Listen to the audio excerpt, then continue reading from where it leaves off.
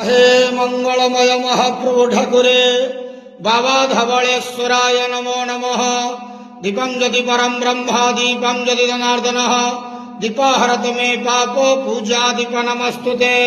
हे बाबा धवलेश्वर महाप्रभु संसार सुखी रखंतु।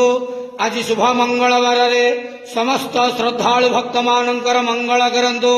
समस्त श्रद्धालु भक्त मानक आश्रीपद करंतु। समस्त श्रद्धालु भक्त मानकर मनस्कामना पूर्ण करंतु। कर्म क्षेत्र उन्नति करंतु। ग्रहरिष्ट खंडन करंतु। जगतर मंगल करंतु। विश्वर कल्याण करंतु। आपणकर नाम प्रकाश करंतु। सेवकर डाक श्रवण करंतु। समस्त गुआवसा भक्त मानकर मनस्कामना पूर्ण करंतु। बाबा धवलेश्वराय नमो नमः। संसार सुखी रखंतु आनंद जवार हरि बोलो। आज शुभ मंगलवार समस्त श्रद्धालु भक्त मानकर मंगल करंतु आनंद जवार हरि।